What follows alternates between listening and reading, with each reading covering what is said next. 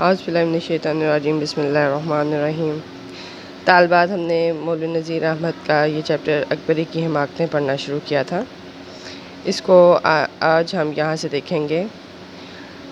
मिज़ाजदार ने कहा, देखो हमने आज एक चीज़ मोल ली है। अच्छा, मैंने आपको बताया था कि अकबरी की हिमाकतें मौलवी नज़ीर अहमद का लिखा हुआ एक ऐसा सबक है जो कि उनके पहले नावल मिरातुल अरूस से लिया हुआ। ठीक है, मिरातुल अरूस यानी दुल्हन का आईना।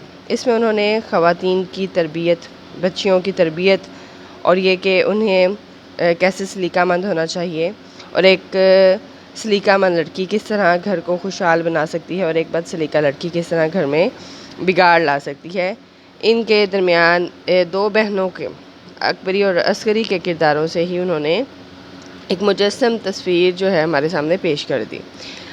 अब यहाँ पर हम अकबरी का हाल पढ़ रहे हैं जिसकी शादी मोहम्मद आकिल से हुई है और अकबरी जो है वो अपनी नानी के लाड प्यार से बिगड़ कर उसने अपनी तरबियत में उसके बहुत ज़्यादा कमी रह गई है, जिसकी वजह से वो अपने जो है ससुराल वाले शादी के 1 साल के बाद ही वो अपने ससुराल वालों से अलग हो जाती है और अपना घर लेकर किराए के घर में रहने लगती है और अपनी बदसलीकामंदी और जो है वो अपनी कम अक्ली की वजह से वो 1 ही साल में अपना तमाम माल असबाब जो उसे जहेज़ में मिला होता है वो खो देती है।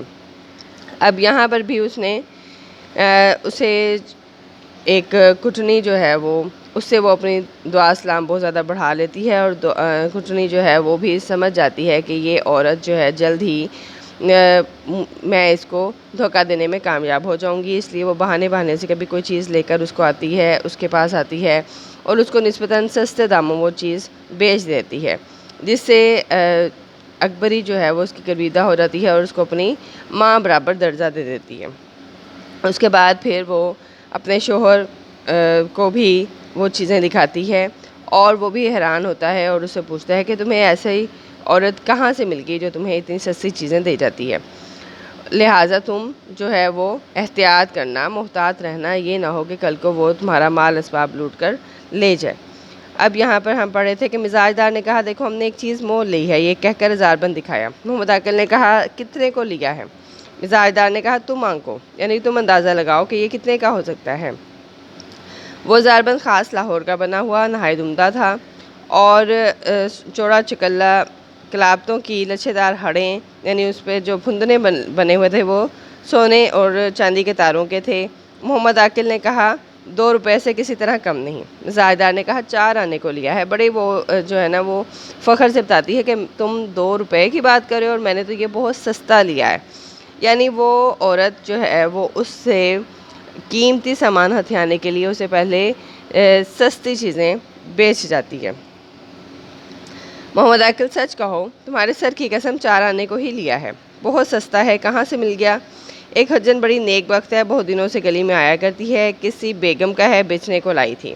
ये कहकर सुरमा, नादे अली, फिरोज़े की अंगूठी भी मिजाजदार ने दिखाई। तमा ऐसी लालच है कि बड़ा सियाना आदमी भी धोखा खा जाता है। तमा वो कहते हैं कि लालच ऐसी चीज़ है कि अच्छों की अकल पर पर्दा डाल देती है। जंगली जानवर, तोता, मैना, बुलबुल आदमी की शक्ल से भागते हैं, लेकिन दाने की तमा से जाल में फंस जाते हैं और ज़िंदगी भर कफस में कैद रहते हैं।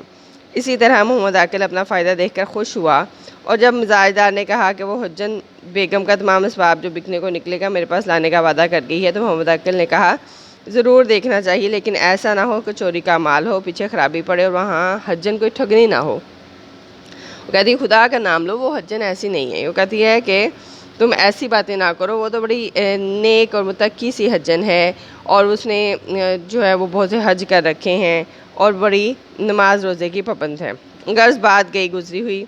मोहम्मद आकिल से आज ऐसी बातें हुई, लोगों पर मिजाजदार का एतकाद जम गया। अब जब वो मोहम्मद आकिल के लिए सफाई का एहतमाम करती है तो वो इस चीज़ से मोहम्मद आकिल खुश होता है, फिर वो उससे अच्छी अच्छी बातें करता है, तो वो इस सब को लोगों से ताबीर करती है कि शायद ये उन लोगों का ही असर है जिसकी वजह से मेरा शोहर मुझसे बहुत खुशी से, बहुत मोहब्बत से पेश आने लगा है।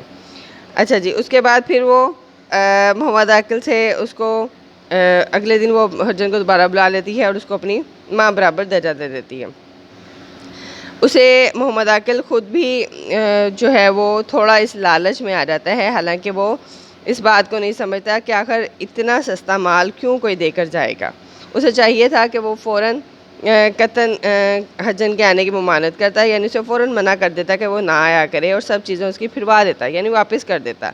लेकिन मुजाहिदार को इतनी अक्ल कहाँ थी कि वो ये सब देखती। कई दिन के बाद मुजाहिदा ने हज्जन से पूछा, क्यों भी आजकल कोई सामान नहीं लाती?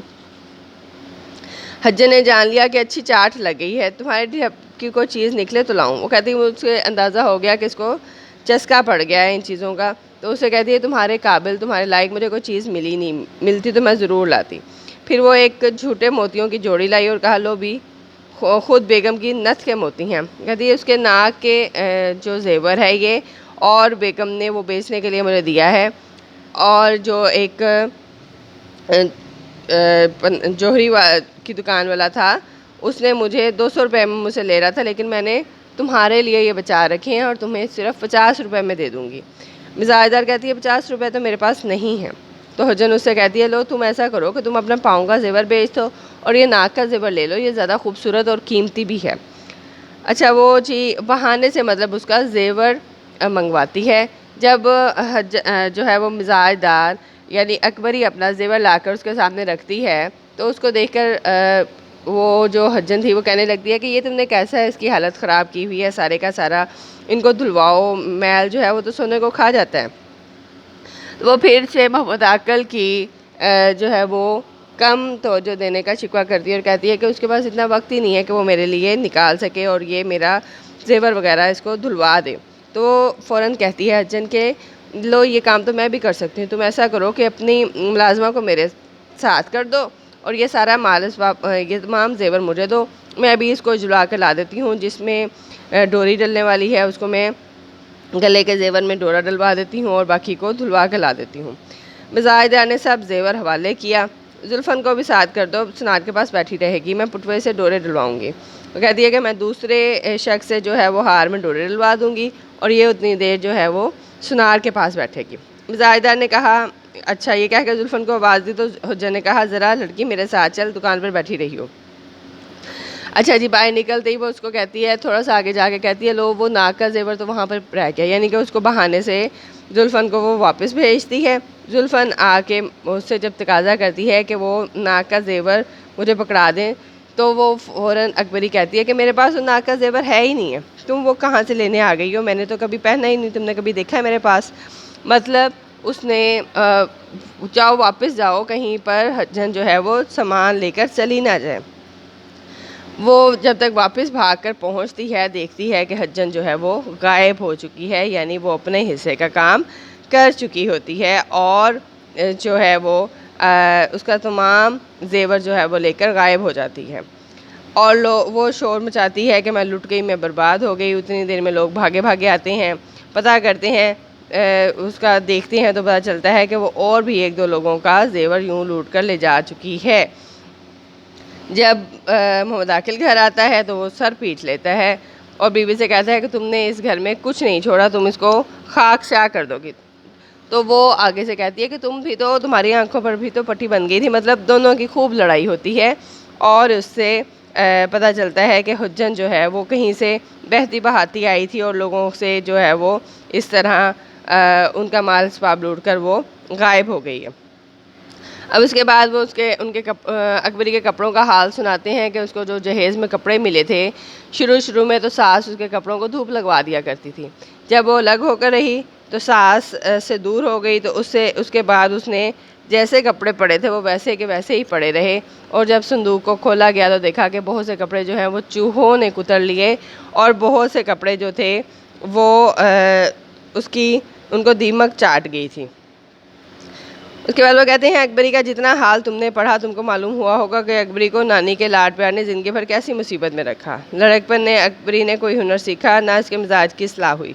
जब अकबरी ने सास से जुदा होकर अलग घर किया, बर्तन भांड कपड़ा जेवर सब कुछ उसके पास मौजूद था, लेकिन खानादारी का सलीका नहीं रखती थी। चंद रोज़ में तमाम माल इसबाब खाक में मिला दिया। और एक ही बरस में हाथ कान से नंगी रह गई। यानी जो चीज़ें भी उसके पास थीं वो सब की सब इस तरह ज़ाया हो गई। कुछ जो है उनको उसने तवज्जो ना दी, कुछ कोई लूट कर ले गया। और वो कहते हैं कि अगर उसका शोहर जो है वो उसके साथ अच्छा ना होता, मुखलिस ना होता, तो वो उससे भी लाताल्लुक़ हो जाता। लेकिन उसने अपनी शराफत की बलबूते पर जो है हमेशा अपनी बीवी को सहारा देने की कोशिश की। कहते हैं कि हमें उसके अकबरी के बारे में मैं इतनी बातें जानता हूँ कि अगर मैं उसकी एक एक बात को बताने लगूँ तो गोया जो है हमारे पास 3-4 किताबें बन जाएं। लेकिन अफसोस होता है और तबीयत बेचैन हो जाती है ऐसी बातें बार बार करने से, इसलिए मैं इससे ज़्यादा और नहीं लिखना चाहता। यानी उन्होंने अकबरी और अस्करी दो बहनों के अहवाल को हमारे सामने रखा है और बयान किया है कि अगर आपको आपकी तरबियत अच्छी हुई हो तो आप जो है वो सारी ज़िंदगी उस तरबियत का फल पाते हो। लेकिन अगर आपकी तरबियत अच्छी नहीं हुई और आप में ख़ुद पसंदी मौजूद है, गुरूर मौजूद है, और आप जो है वो लड़ाई झगड़ा फ़साद को ही अपना जो है वो ज़िंदगी का सरमाया समझते हो, तो फिर आप ज़िंदगी में कभी खुश और खुशहाल नहीं रह सकते। ठीक है, ये हमारा जो है आज का लेक्चर है, ये आज मुकम्मल हो गया। मिरातुल अरूस से लिया गया ये थोड़ा सा हिस्सा हमने आज इसको पढ़ लिया है। ठीक है, आप लोग अब इसको अच्छे तरीके से याद कर लीजिएगा। अपना ख्याल रखिएगा, दुआ में याद रखिएगा। अल्लाह हाफ़िज़।